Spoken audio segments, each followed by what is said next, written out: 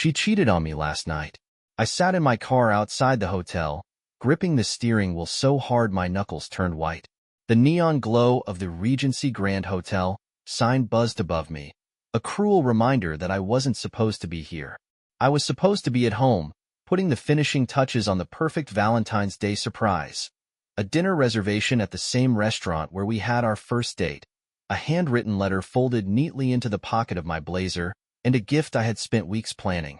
But instead, I was here, parked across the street, watching my wife step out of a cab in a black dress I hadn't seen before. She didn't hesitate, didn't check her phone. She walked through the hotel's glass doors with the confidence of someone who had done this before. I didn't want to believe it. Not when I first found the hotel confirmation email on her laptop, labeled innocently as a spa retreat. Not when I saw the second reservation for a table at a rooftop restaurant, under a different last name. And not even when I traced the calls she made late at night, whispering into the phone before stepping into the bathroom to talk. But this was undeniable. I should have confronted her right then and there, should have stormed into that hotel lobby, grabbed her by the wrist, and demanded to know who she was meeting. But I didn't. Instead, I waited. I needed to see it for myself.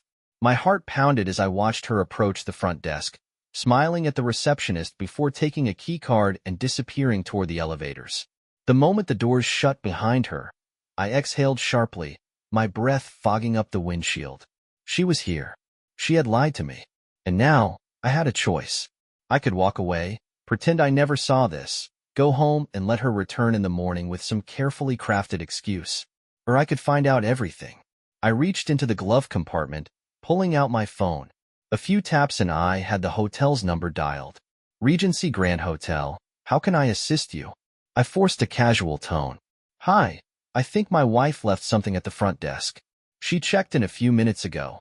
Brown hair, black dress, room under the name Claire Dawson? A pause. Then the receptionist replied, yes. Miss Dawson checked into room 814 just now. I clenched my jaw. She was using a fake name. Did she happen to mention if she was expecting anyone? I asked, pushing my luck. Another pause. Then, I believe a gentleman requested a key for that room earlier today. My stomach twisted. I ended the call without another word. A man. She was meeting a man. I should have felt rage. I should have thrown my phone across the car, screamed, broken something, but all I felt was a cold, creeping clarity. It was time to go inside. I stepped out of the car, adjusting my coat as I crossed the street. My pulse was steady, my mind already working through the next steps. I wasn't here to fight. I wasn't here to beg for an explanation. I was here to catch her in the act. And when I did, she wouldn't see it coming. I stepped into the Regency Grand Hotel, like I belonged there. The marble floors gleamed under the dim glow of the chandeliers, and the faint scent of expensive cologne and fresh-cut flowers clung to the air. The receptionist barely glanced at me. Good. I wasn't in the mood to answer questions. Room 814. I repeated it in my head as I made my way to the elevator, my heart hammering a slow, methodical beat. This wasn't a mistake. This wasn't a misunderstanding. My wife was upstairs, in a room she booked under a fake name, waiting for another man. The elevator doors slid open, empty. Perfect. I stepped inside, pressed the button for the 8th floor, and watched the numbers climb. 7, 8. The doors slid open with a soft chime, revealing a dimly lit hallway lined with sleek black doors. I walked slowly, my footsteps muffled by the plush carpet. The air felt heavier here, thick with the kind of secrets people only whispered about. Room 814. I stopped in front of it, my hands at my sides, my breath even. Voices. Muffled. But there. I couldn't make out words, but I could hear the rhythm of a conversation. Low, intimate. And then, laughter. Hers. That was what did it. That soft, flirtatious laugh. The one she used to give me when we were first dating, back when I was the only man who could make her smile like that. I took out my phone and swiped to the recording app. I needed proof.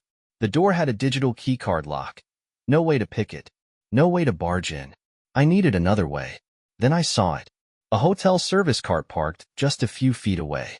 A room service tray half filled with leftovers, a nearly empty bottle of champagne, and a master keycard tucked beneath a folded napkin.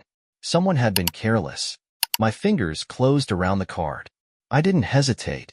With a practiced motion, I swiped the card through the lock. A beep, a green light, a soft click. The door cracked open. I inhaled deeply, and then I stepped inside. The door eased open with a soft click, and I slipped inside, careful, silent. The suite smelled of cheap perfume and betrayal. Dim golden light cast shadows against the walls, the faint hum of jazz music playing from a speaker in the corner. My heart pounded, but my mind was razor-sharp. Then I saw them. Her. My wife. Claire. Standing near the king-sized bed, a wine glass in her hand, wearing black lace lingerie I had never seen before. Her long brown hair cascaded over her bare shoulders, her lips curled in a smile meant for someone else. And then there was him. Tall, well-dressed, a smug bastard who looked far too comfortable in my wife's space. His blazer was draped over a chair, his shirt unbuttoned at the collar. He sat on the edge of the bed, a confident smirk on his face, fingers lazily swirling the wine in his glass. And then, the final gut punch. I knew him. James.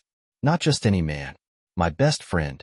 The air was suffocating, thick with deception and unspoken truths. Claire let out a breathy laugh. You always know how to spoil me, she purred, lifting her glass to him. Not like. She never got to finish. I let the door slam shut behind me. The sound shattered the moment. Claire's entire body went rigid. The color drained from her face as she spun toward me, her wine glass slipping from her fingers, shattering against the floor. James shot to his feet. What the? He froze the moment he saw me. The room went silent. For a moment, none of us moved. Then, Claire spoke. A choked whisper. Oh my God. Please, I said, my voice disturbingly calm. Don't stop on my account. James had the audacity to take a step forward, his hands half raised as if he could somehow talk his way out of this. Listen, man, this isn't what it looks like. I laughed. Actually laughed. A cold, humorless sound. You know, I said, tilting my head, I always thought that was a dumb line. James swallowed hard. Look, we were gonna tell you. Were you? I cut him off, my gaze flicking to Claire, who stood frozen, her hands trembling. I can explain, she stammered. I exhaled slowly, shaking my head. No, Claire, you really can't. Then, I lifted my phone and hit play. Her own voice filled the room. Sweet, seductive, treacherous. I love this. The secrecy, the risk. It makes me feel alive. He has no idea. He's so predictable. Honestly, I don't even feel guilty anymore. James paled. Claire gasped. They were caught. And I wasn't done yet. The sound of her voice, her own filthy words, hung in the air like poison. Claire's hand shot to her mouth, her eyes wide with panic. James looked like he had been punched in the gut. I let the recording play a few seconds longer. God, I love this. The secrecy, the risk. It makes me feel alive. With a flick of my thumb, I ended it. Silence. Claire took a shaky step forward. Where did you get that? Her voice was barely above a whisper. I let the corner of my mouth curl up. You should really be more careful with your phone, sweetheart. Her face twisted in horror. She knew. I had been onto her for a long time. James, still frozen like a deer in headlights, finally snapped. You recorded her? His voice was sharp, defensive, as if I was the villain in all of this. I turned to him, my expression blank. I did. And in case you're wondering, I have more. James's jaw clenched. He ran a hand through his hair, his usual confidence replaced with sheer panic. Claire, on the other hand, was desperate. Baby, please, she whispered, taking another step toward me. It wasn't like that. I was confused. I made a mistake. I arched an eyebrow. A mistake? I echoed, my voice dripping with mockery. She nodded quickly, her hands trembling. Yes, it was just something stupid. You and we've been together for so long and I lost myself for a moment, but it didn't mean anything. I clicked my tongue. 2 years, Claire. Her lips parted. James turned to her, eyes narrowing. Wait, 2 years? Oh, he didn't know. I smirked. Oh yeah, James. Did she tell you that? That you weren't the first? His head snapped toward Claire, betrayal flashing across his face. Are you kidding me? She looked at him with wide, panicked eyes. No, no, don't listen to him. He's trying to turn you against me. James stepped away from her like she was contagious. For a second, I almost felt bad for him. Almost. Now for the final move. I reached into my pocket and pulled out the hotel key card. I tossed it onto the bed between them. What's this? Claire whispered. I smiled. A little gift. You see, I checked in a few hours before you did. Left a little surprise for you both. James was the first to move. He rushed toward the bedside drawer, yanking it open. His face drained of color. I already knew what he found. Photos. Printed copies of every text, every call log, every booking confirmation. Claire's face crumpled. She staggered back like she had been physically struck. Oh my God. I folded my arms. I wanted to see just how deep this went. And guess what? I found everything. She stared at me, pleading. Baby, please. I love you. I tilted my head. No, Claire. You love lying. You love the thrill, the deception, the game. But now the game is over. James looked at me, still stunned. You planned this, he muttered. I turned to him, my expression cold. I did. And you fell for it, just like she fell for you. I grabbed my coat from the chair, taking my time as I adjusted the cuffs. Then, just as I reached the door, I turned back. Claire was sobbing now, broken. James was furious, but not at me. I had one. Checkmate. And as I walked out of the room, I didn't look back. I walked out of the hotel without a word, stepping into the cold February air, my breath visible in the night. I had expected anger, maybe even a twisted sense of satisfaction, but all I felt was clarity. It wasn't just about Claire anymore. It was about me. For too long, I had played the fool, the loving husband, the trusting friend, the man who gave too much. But tonight, I was in control, and I wasn't finished yet. Claire didn't know it, but her night was far from over, because tomorrow she would wake up thinking this nightmare was contained, that her secret was only exposed to me and James. She was wrong. I pulled out my phone, scrolling through my contacts. One name, Sophie, James's girlfriend. I pressed dial. The next evening, the restaurant was filled with the warm glow of candlelight, soft jazz playing in the background. A perfect Valentine's setting. The irony was almost poetic. Claire sat across from me, looking like she had spent the entire day crying and panicking. Her hands were wrapped around a wine glass, barely steady. She had tried to look composed, tried to paint over the damage with makeup and a forced smile, but I could see the cracks. Good. Because tonight, I was about to break her completely. I had invited everyone. Friends, family, people who thought Claire was the perfect wife. And of course, James. But James wasn't alone. No, he brought Sophie, his long-term, live-in girlfriend. Claire noticed her the moment they walked in. Her face turned pale, her lips parting slightly in horror. I didn't say anything. I just watched. James looked like he had aged 10 years overnight. He was tense, his jaw tight, his fingers twitching slightly against the table. But Sophie? She was calm. Too calm. Because I had told her everything. She was only here for one reason. To watch Claire burn. Claire tried to hold it together. She really did. She lifted her glass, forcing a shaky smile. So, she said, her voice barely above a whisper. I didn't expect Sophie to join us. Sophie smiled, tilting her head. Why not? It's Valentine's Day. I thought I'd spend it with my boyfriend. James tensed. I said nothing. Claire swallowed hard. That's nice. Sophie leaned forward. By the way, Claire, I found something interesting last night. Claire stiffened. Sophie pulled out her phone and tapped the screen. A second later, Claire's own voice played aloud. God, I love this. The secrecy, the risk. It makes me feel alive. He has no idea. He's so predictable. The restaurant fell silent. Someone gasped. Claire's entire body trembled. Where did you get that? Sophie's smile was cold. From your husband. Claire whipped her head toward me. I simply shrugged. People were staring now. Conversations had stopped. Waiters had paused mid-service. Every eye in the room was on Claire. She opened her mouth, but no words came out. James was frozen. Sophie stood up, dropping a folded napkin onto the table. Happy Valentine's Day, she said, her voice laced with venom. You both deserve each other. Then, she walked out. James hesitated, then rushed after her, leaving Claire alone. Her hands trembled. Baby. I laughed. Loud, cold, empty. Baby? I repeated, shaking my head. You really have the nerve to call me that? Tears welled in her eyes. She knew. I was done.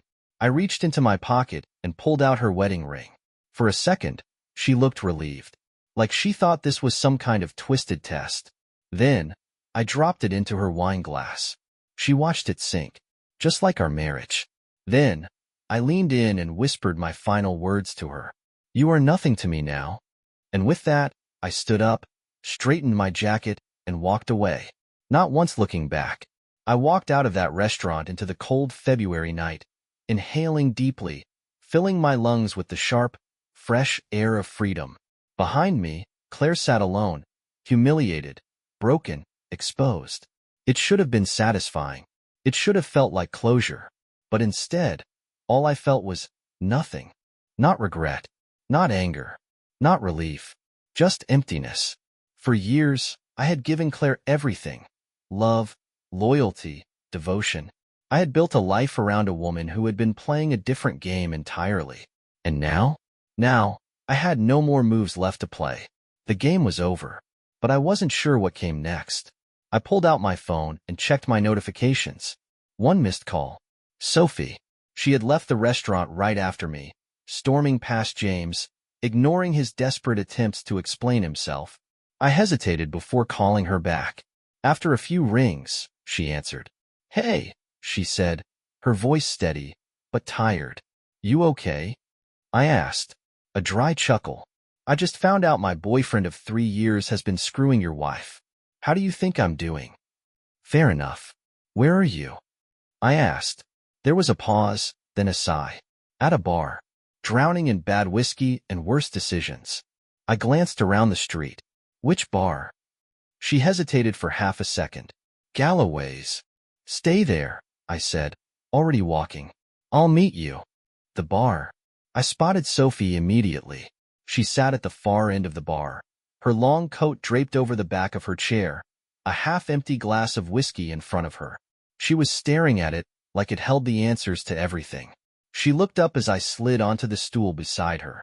I was just about to start drinking alone, she muttered. Couldn't let you do that, I said. Drinking alone makes you look sad. Drinking with me makes us both look less pathetic. She snorted. Great. So now we're pathetic together. I signaled the bartender. 2 more. Sophie shook her head. You don't have to stay, you know. I know. She sighed, running a hand through her hair. I should have seen it. James was always too smooth, too charming. Like a magician with his words, always making you look one way while he did something else. Yeah, I muttered. I know the type. She turned to look at me then. Really look at me. How long did you know? I took a sip of my drink. Long enough to plan tonight. Her lips curled into something resembling a smirk. That was brutal, by the way. Cold as hell. I shrugged. She earned it. Sophie tilted her glass toward me. That she did. We clinked glasses and drank. For the first time in what felt like forever, I didn't feel like I was drowning. Maybe, just maybe, I was finally coming up for air. Claire didn't call me that night. She didn't text, didn't show up at the apartment begging for forgiveness. She must have finally realized that her usual manipulations wouldn't work. But the real fallout? That was only just beginning. The next morning, I was sitting in my apartment, sipping a black coffee, when my phone buzzed. Mark, a mutual friend of ours. I debated letting it go to voicemail, but curiosity got the better of me. Yeah, I answered. Dude, Mark breathed, his voice tinged with disbelief. What the hell happened last night? I smiled to myself. What do you mean? What do I mean? He repeated. Claire is everywhere, man. Social media, group chats, people are talking. Good. I had counted on that. What are they saying? I asked, keeping my tone neutral. That she was exposed in front of everyone. That she got caught cheating, got dumped in the most brutal way possible. That she was crying her eyes out in the restaurant and had to be escorted out. I took another sip of my coffee. Sounds about right. Damn, Mark muttered. And James? Dumped, I said simply. Mark whistled. Cold. And now Claire's well. She's a wreck. I didn't respond. She called me last night, Mark continued. Wanted to know if I'd talk to you. If I'd convince you to meet her. I exhaled slowly. And what did you say? A pause. Then, I told her to go to hell. Now that made me smile. Thanks, Mark, I said. Anytime, man, he said. You deserve better. I hung up. For years, Claire had been so careful. She had lied with a smile, twisted the truth so convincingly that no one had ever suspected a thing. But now, everyone knew. She wasn't Claire, the perfect wife anymore. She was Claire, the cheater. And there was no coming back from that. Claire tries to crawl back. It took 2 days. 2 days before Claire finally cracked. I had just stepped out of the shower when I heard the knocking. Not a polite knock. Desperate. Insistent. I didn't even need to check the peephole. I knew exactly who it was. For a second, I considered ignoring her, letting her stand out there, waiting. But no, I wanted to see the wreckage. I pulled the door open, and there she was. Claire. She looked awful. Her eyes were red-rimmed, her hair messy, her makeup smudged like she had been crying for hours. She wasn't wearing her usual confidence, just desperation. She inhaled sharply at the sight of me. Ethan. I leaned against the doorframe, crossing my arms. Claire. Her lips trembled. Can we talk? Talk? I repeated. Now you want to talk? She winced. I know I messed up. But please, I just need you to listen. I let out a slow breath, pretending to think about it. Then I stepped aside. 5 minutes, I said coldly. She rushed in like she was afraid I'd change my mind. The final plea. Claire stood in the middle of my apartment, looking around like she barely recognized the place. Like she was trying to find traces of the life she destroyed. She turned to me, eyes glistening. I know what I did was unforgivable. I said nothing. She took a shaky breath. But I need you to know. It wasn't just about cheating. It was. I cut her off. Stop. She blinked. I stepped closer, my voice steady. I don't care why you did it. I don't care about your excuses. You made your choices. You betrayed me. And now, you're dealing with the consequences. Her lower lip trembled. But I love you. I laughed. Actually laughed. She flinched. You don't love me, Claire, I said. You loved the security I gave you. The stability. You loved knowing I'd always be there. And now that it's gone? I shook my head. You don't know what to do. Her breath hitched. I can fix this. I tilted my head. How, exactly? She hesitated. We could go to therapy. Work through it. I could prove to you that I'm. I held up a hand. Stop. She fell silent. I stepped even closer, lowering my voice to a deadly whisper. You didn't cry when you were with him. Her face crumpled. Good. I took one last look at her, this shattered version of the woman I once loved. Then I opened the door. Goodbye, Claire. She stared at me, her body trembling. And then, with one last broken sob, she walked out. I closed the door behind her, and for the first time in years, I felt free. I woke up the next morning to silence. No texts, no calls, no Claire. For the first time in years, I wasn't waking up next to a lie, and it felt liberating. I made coffee, took a deep breath, and let the morning sun filter through the windows. This was my life now. No more wondering, no more suspicion, just me, and a future I hadn't even begun to imagine yet. The divorce papers. I didn't waste time. That afternoon, I walked into a lawyer's office and put everything into motion. Adultery makes this process easier, the lawyer, a sharp-eyed woman named Rebecca, told me. You'll have the upper hand. I nodded. Good. I didn't want revenge. I just wanted out. Rebecca slid the documents across the desk. All you have to do is sign. We'll have her served by the end of the week.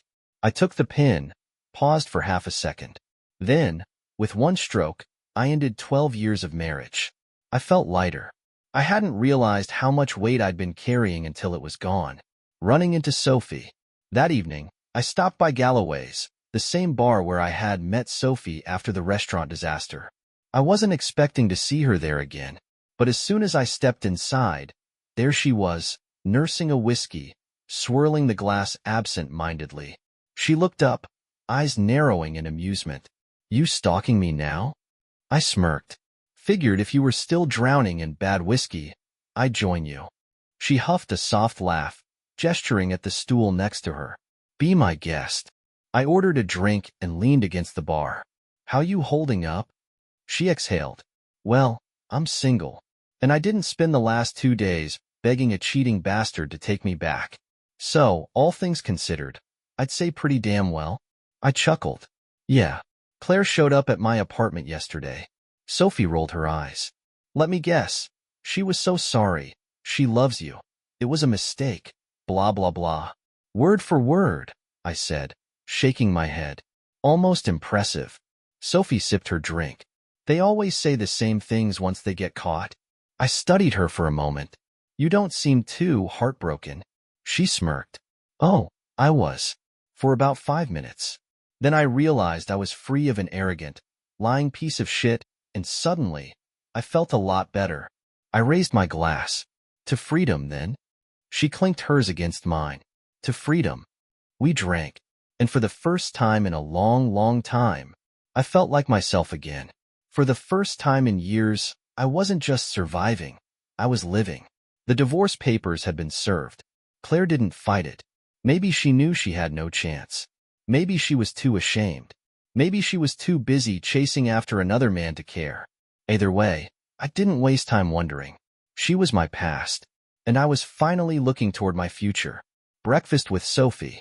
A few days after running into Sophie at the bar, I got a text from her. Sophie, feeling generous today. Coffee's on me. Don't make me regret it. I smirked at my phone before replying. Me wow. A free coffee? This must be my lucky day. Sophie, don't get used to it, hotshot. Meet me at Miller's Cafe at noon.